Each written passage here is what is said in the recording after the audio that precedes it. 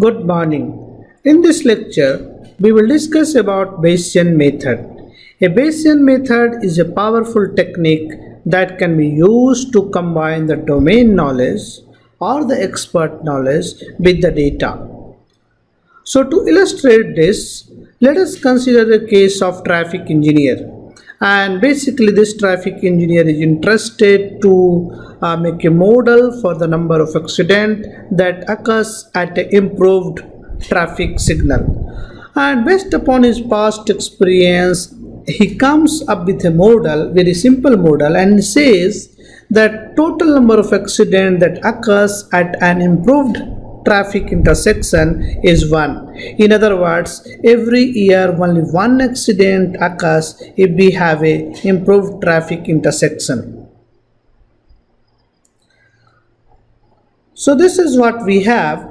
Based upon his experience, the traffic engineer, with similar sites and traffic conditions, and on a traffic accident model, he estimated that average occurrence of accident at the improved intersection would be about once in a year. So basically his knowledge, his domain knowledge all comes into picture, and he formulated a model that is only one accident, so one accident in a year. So this is coming from his domain knowledge. Now let's say he try to observe the traffic signal, and he comes first month of monitoring, he found there is one accident that already has occurred. So now for future months he has two scenario. First scenario, he may say, okay, this is just an accident that has occurred only once, so we can't say anything about the rest of the month. So he is more relied on his past knowledge. So based upon his past experience, and he is giving 100% weight to the past knowledge, and he is saying, okay, the number of accident that will occur this year is again only one. That is, he says only one accident will occur per year. But on the second side, he can also say, okay, now I am going to rely totally on the data, not on my past knowledge or the domain knowledge. In that case, he will say, okay, this month has occurred one accident, so probably we can have one accident each month. That is, in that case, he is giving the result, or he is giving the interpretation in terms of data only. So one accident per month. Of course, both model or both scenario is not correct. Neither this one is correct nor this one is correct. So somewhere in the middle, so we should have a solution that basically takes account of the past knowledge as well as the data also. So it is where the Bayesian method comes into the picture. So whenever we have a Bayesian method, in that case, what is happening? We are having domain knowledge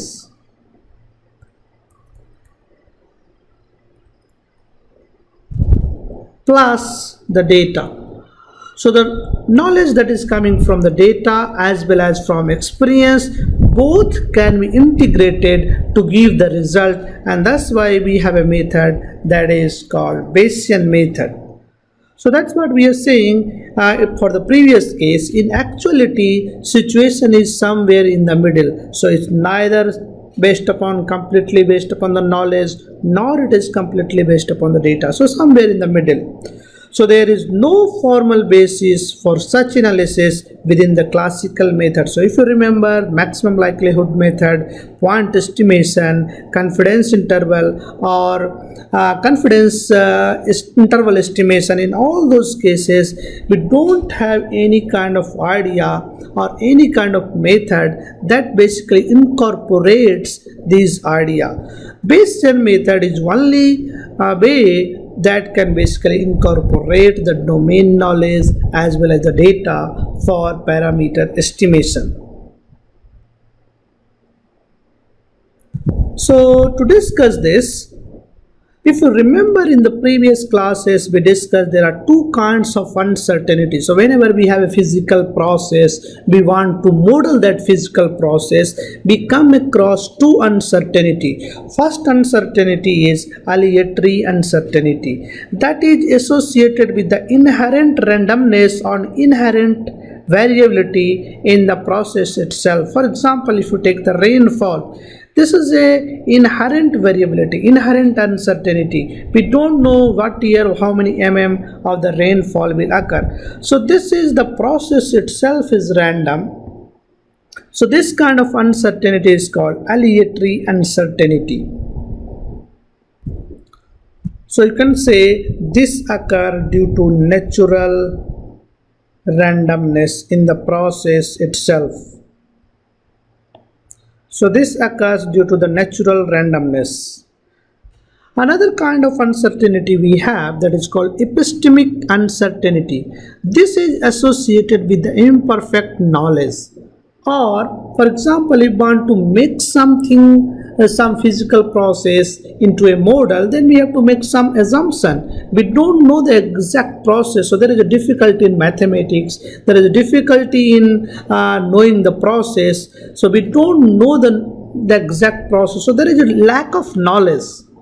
So this kind of uncertainty that is coming from the lack of knowledge of the physical process itself. So lack of knowledge. So this is called epistemic uncertainty. So whenever we make a model, basically these two uncertainty comes into the picture, and then we have the model, and when we try to estimate the parameters of the model, these uncertainty also gets incorporated into these model parameters.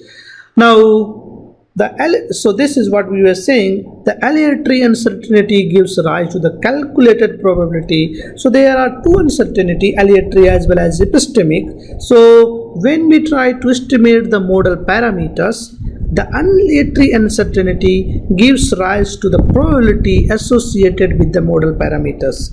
On the other hand, epistemic uncertainty leads to lack of confidence in the calculated probability. So this gives, or this rises into a interval in the probability itself. That is a confidence interval in the probability itself. So you see these two uncertainty, aleatory and epistemic, gets into the model, and which finally results into the probability and confidence interval of the model parameters. So basically this Bayesian approach helps to reduce this uncertainty in two ways.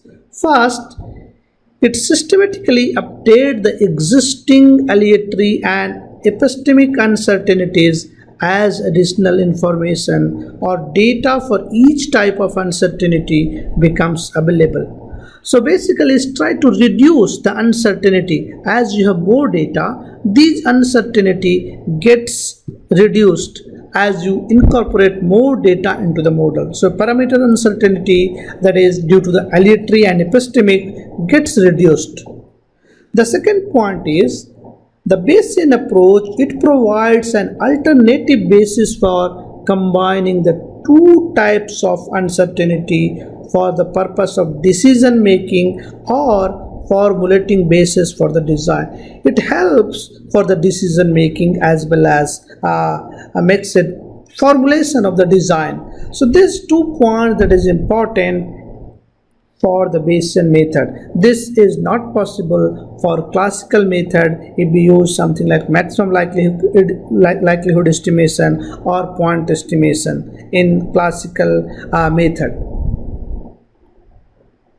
So now we will discuss a little bit more about the estimation of parameter using the Bayesian approach, but before that we have to give a summary of Bayes theorem.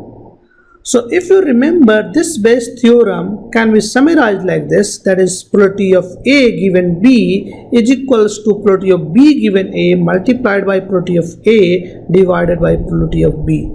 Now the denominator, that is probability of B, if we use total probability and conditional probability, we can also write PB is equals to PB given A multiplied by PA and the subscript I, and we have to sum over the subscript I equals to 1 to n. So this is somewhat Bayes theorem. We have already derived this theorem. For the time being, we will assume that we know the Bayes theorem. Now let us illustrate this for a discrete case. Let us consider a parameter vector theta. So this is a vector which takes value of theta 1 to theta k. So basically one parameter. This is not a parameter vector. So this is only one parameter theta that can take value. So parameter can take value of theta 1, theta 2 up to theta k. So it can take discrete values. Now it can take theta 1 with a probability of theta is equals to theta 1. So this is the probability by which this will take. And what is the probability that it will take value of theta 2? So corresponding probability is p theta. This is equals to theta 2. So we have different values theta 1, theta 2 to theta k, and each random variable or each parameter value will have a relative probability, and this probability is pi, and that can be written as p theta is equals to theta I, and this is shown here. For example, if I have theta 1 corresponding probability is p1, theta 2 corresponding probability is p2, theta 3 corresponding probability is p3, theta n, pn. So this is the prior for the parameter theta. So you see, now we are giving a term something called prior. So I know the parameter, and this parameter can take some values with certain probability. So that is the prior of the parameter. So here I have in this graph, this is the prior for theta. That is theta 1 with this probability, theta 2 with this probability. So for each theta, I have associated probability. Now let's say epsilon denotes the observed data or observed outcome of the experiment. Then we can use this Bayes theorem and we can write theta in terms of epsilon. So this is Bayes theorem. If you remember P A given B, so now this is my A and this is my B. So P A given B is equals to P B given A, and this is A. So this is P B given A multiplied by this is my P A. So this is A. So P A and divided by sum of P B given. So this is B and this is AI, and then I have to sum over I to k. So this is the Bayes theorem I applied with measurement points or data epsilon and the prior that is the parameters theta I, or we can say theta that can take a value of theta 1 to theta n. So this is what we have for Bayes theorem. We can write in this case the terms has certain names.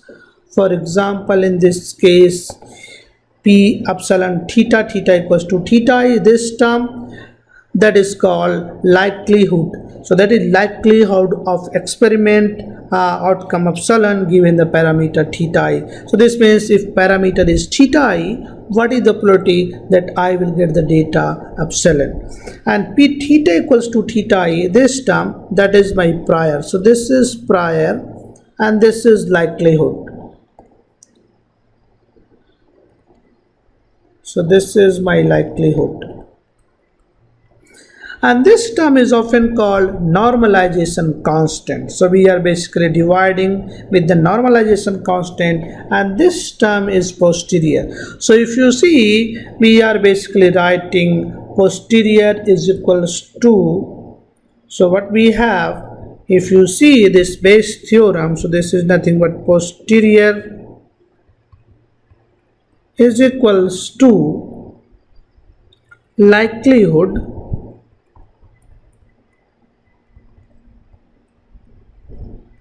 times prior, and this divided by normalization constant.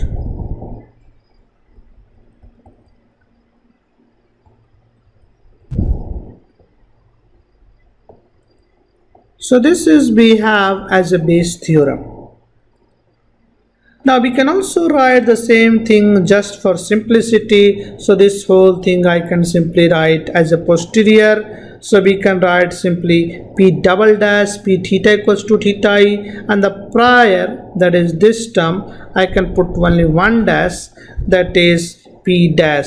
So if I have one dash, this means prior. If I have double dash, I have this is posterior. So I can write in simplified way. I can basically remove epsilon, or I can remember there is epsilon also here, but I'm not writing just for simplification. So this is posterior is equals to prior times likelihood divided by normalization constant. So this is what we have as a base theorem.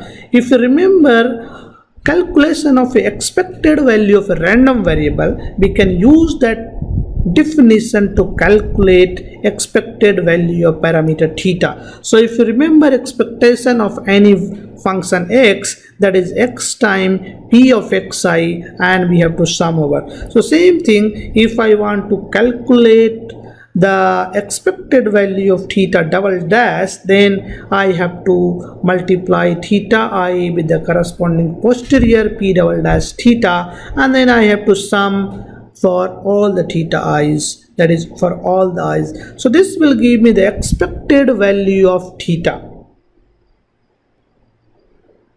So this is what we have as a introduction for Bayesian method. Now we will illustrate how we can use Bayesian method to update the parameters or update the posterior distribution as we have more data, and this will illustrate using an example, and we will use Excel sheet. So let's take one example from civil engineering perspective. Reinforced concrete piles for a building foundation could be subjected to defect resulting from poor construction quality. So pile can be defective, and there are many reasons. So common defect would include insufficient bonding, inadequate length, cracks and voids in the concrete. An engineer would like to estimate the proportion of piles that are defective in a given project that may consist of hundreds of piles. Suppose the proportion of defective piles P is given as shown in the figure below. So we have proportion of defective pile, so that is P. It can be a value of 0.2, 0.4. So P can take value of, in this case, 0.2, 0.4. So I can have 0.2% or 0.2 fraction of piles that are defective, or 0.4 fraction of piles that are defective, or similarly the whole fraction of piles that are defective. Now corresponding probability is also given. For 0.2 we have a probability of 0.3. When I have 0.4 fraction, corresponding probability is 0.4, 0.6 corresponding probability is 0.15, 0.8 corresponding probability is 0.1. So this is nothing but the prior distribution. So I have been given prior distribution for Pi.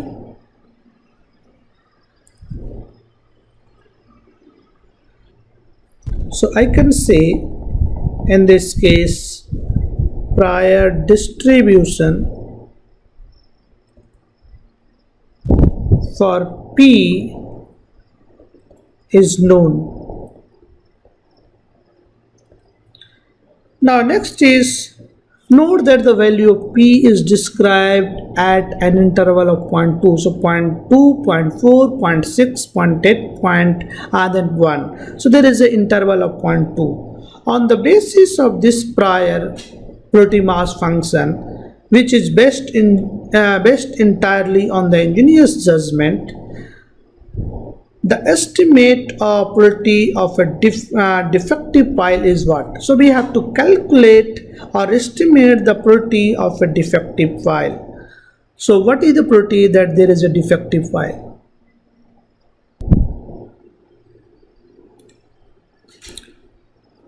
So in this column we have proportion of defective pile, that is theta I. In this case we have theta I is 0. 0.2, 0. 0.4, 0. 0.6, 0. 0.8 and 1. So this is here.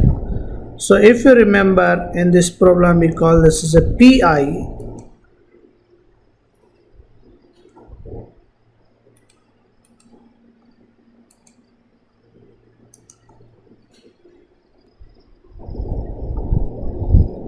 So these values are here. So theta I, that is basically in this case PI, 0. 0.2, 0. 0.4, 0. 0.6, 0. 0.8 and 1. So I have put these values here, 0.2, 1. And then corresponding prior is given, that is 0.3, 0.4, 0.15. So let me write this is 0.3. So this value is 0.3, then 0.4, and then we have 0.15.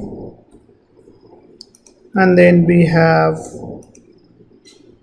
0.1 and 0.05, 0.1 and then 0.05. So these are the prior probability for each theta I is given. Now you have to remember this Bayes theorem that we already shown. Now we have to calculate the probability of a defective pile.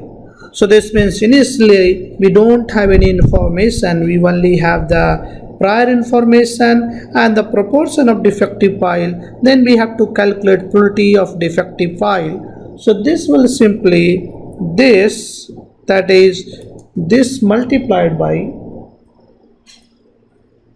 this number.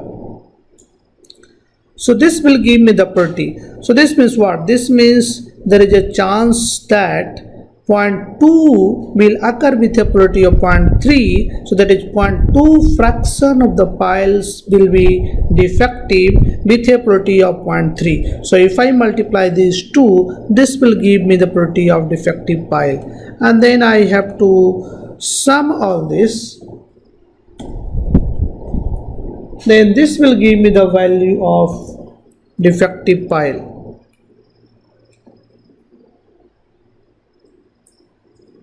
So that value is 0.44. So this is first part of the problem that says calculate the probability of a defective pile, and this value is 0.44, and this is completely on the basis of prior knowledge.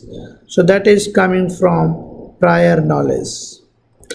Now the next part of the question says, in order to supplement his judgment, the engineer ordered a pile to be selected for inspection. The outcome of the inspection shows that pile is defective. So he has one data points now. The first is only based on the prior, that is based on the knowledge, domain knowledge. But now he has a data, and the data is he tested one defective pile. Based on the result of this single inspection, update the prior, that is probability mass function for P. So now this P will get updated using the fact that we have got one defective pile. So we will use Excel to calculate the posterior distribution. So now we know that we have a defective pile. So we can first calculate this term, that is likelihood. That is, what is the probability that a defective pile can come when theta is equals to theta I, so let's 0.2. So what is the probability when my probability is the PI value is 0.2? What is the probability that I can get a defective pile? So when theta I is equals to 0.2, in that case basically there is a this term, that is 0.2% probability that a defective pile can come. So this is 0.2. Similarly in this case, when theta I is 0.4, so from that case the proportion is again 0.4, so there is 0.4% chance, and in this case 0.6, and the next case we will have 0.8, and then I will have this term is 1. Now likelihood, so next term we have, that is likelihood times prior. So I have to basically calculate this numerator term, that is likelihood times prior. Prior is given, so this is equals to likelihood multiplied by the prior. This term is prior. So this will give me this value. I can basically drag this, and then I need to calculate sum over all this value. So let's sum.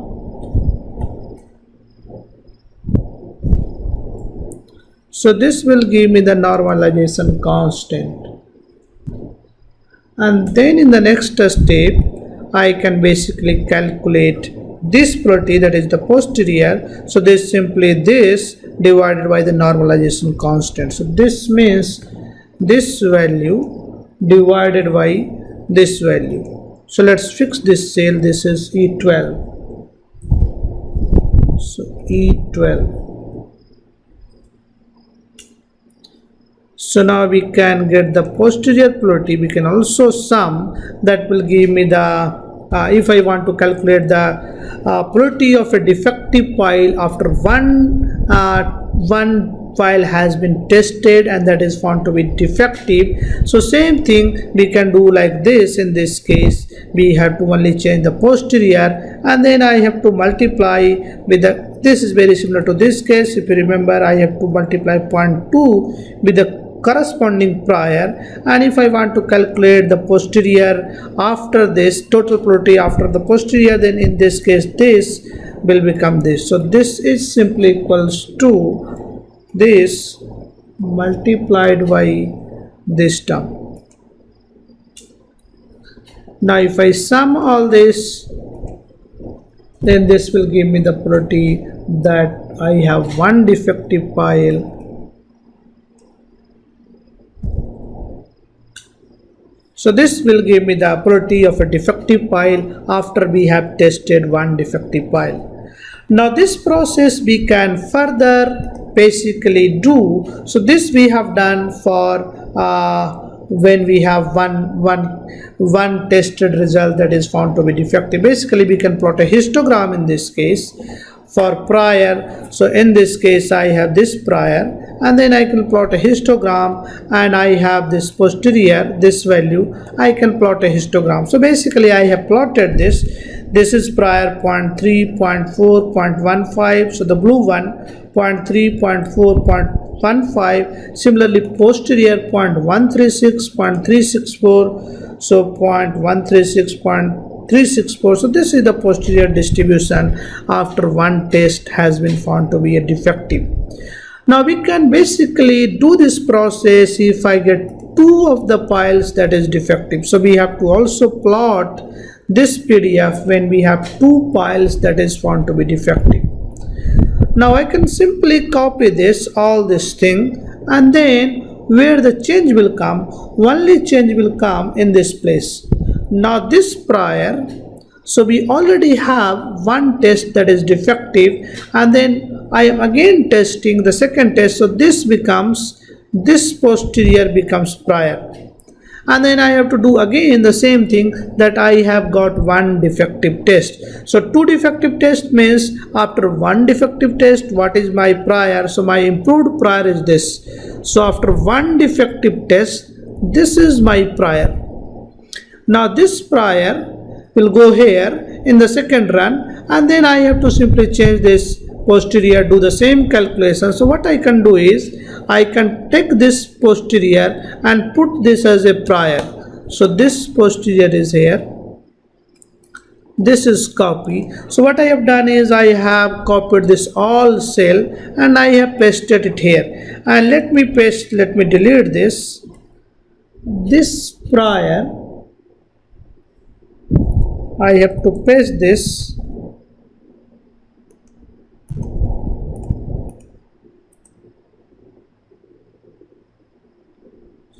So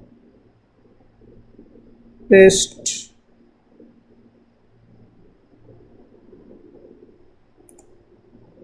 So there is some mistake. So let me copy it here once again. So this is my posterior.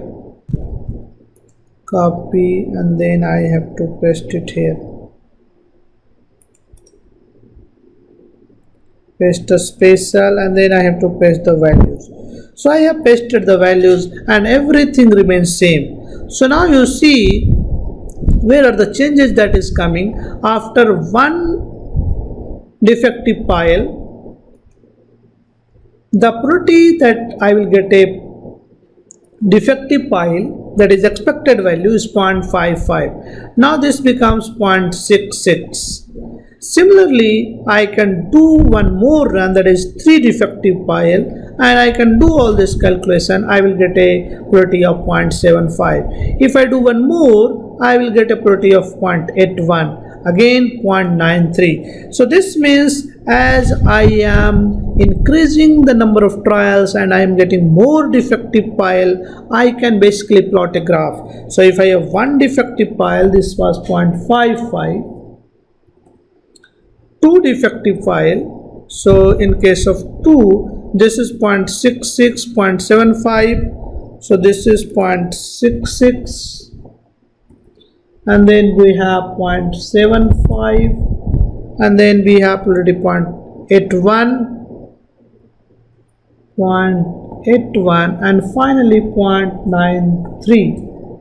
So basically we can plot a graph. So let's plot this graph.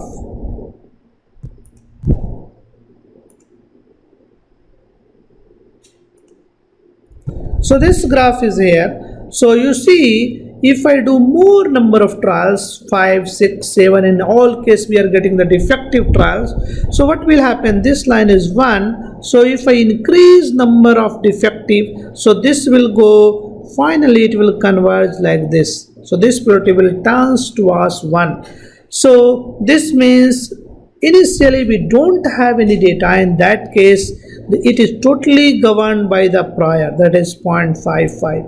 As we have more data, in that case we are more relying on the data. So this means now more number of defective piles are coming, so the probability of a defective pile is getting to be 1. And in the middle we have somewhere here. So you see, we are incorporating the data into the domain knowledge. So this is what we have here, and this we can illustrate. So if I have 2 trial, after the 2 trial we have this posterior distribution, 4 trial this posterior distribution, 6, 8, similarly we can do 10, and if goes to infinity we will have 100% probability that there is a defective pipe. So whatever pipe I am going to take, it will be defective, because in each run I am getting the defective pipe. So this means, you see, initially prior is this, and this prior slowly gets modified, and finally this is totally guided by the data. So this is what the Bayesian method makes very important, because it relies on the data as time comes. As we have more data, we can change the prior, and this totally gives the significance of the data. So this is what we have. As I was saying, we can plot, and then this plot has to converge at 1 when we have number of trials is infinite. Now this question also has, now suppose that each of the main column in a building is supported by a group of 3 piles. So let's say we have a building that has 3 piles. The column will suffer a settlement problem if all the piles in the groups are defective. All the 3 piles are defective, then we will have a settlement problem. Consider the case right after a test pile was found to be defective based upon the posterior EMF calculated in part 1. Calculate the probability that a main column will have a settlement problem. So basically I have 3 sub columns, and there is a main column. This main column will have settlement only if all the 3 piles shows. So these are the piles, and this is the main column. So don't worry about that, even if you this is not a part of this problem. So if you simply understand, if all the 3 piles are defective, we will have a settlement problem. So all the 3 piles can be defective in different ways. That is, all the 3 piles are defective with a probability of 0.2, and then we have to find what is the probability of 0.2. what is the probability of all pile defective with a probability of 0.4, what is the probability of 0.4. So this is what we have, and then we can calculate this after first run, what is my after first defective, what is the probability of this 0.2, and then all the three piles will be defective only if 0.2 is only one defective, 3 defectives raised to the power 3, and posterior after one trial we have the posterior of, so this is here, this value is 0.136, 0.134, so 136364, so let's say 0.136 plus point, this value will be 0.4 raised to the power 3 multiplied by 0.364 plus 0.6 raised to the power 3 multiplied by 0.205, so then 1, so 0.8 raised to the power 3 multiplied by 0.182, and then 0.114.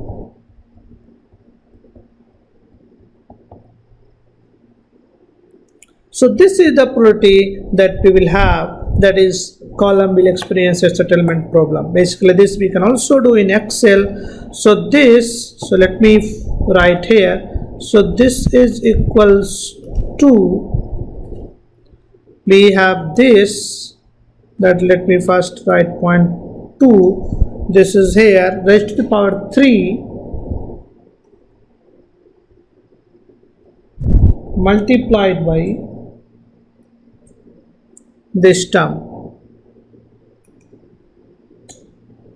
and then I have to sum in the end.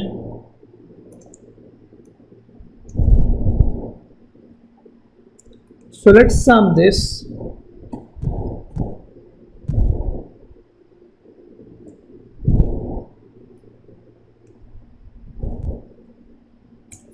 So this is the probability that we will have a defective pile. So this is the probability. So the question is asking, that is all the three piles are defective. So this is the probability that we will have all the three piles are defective.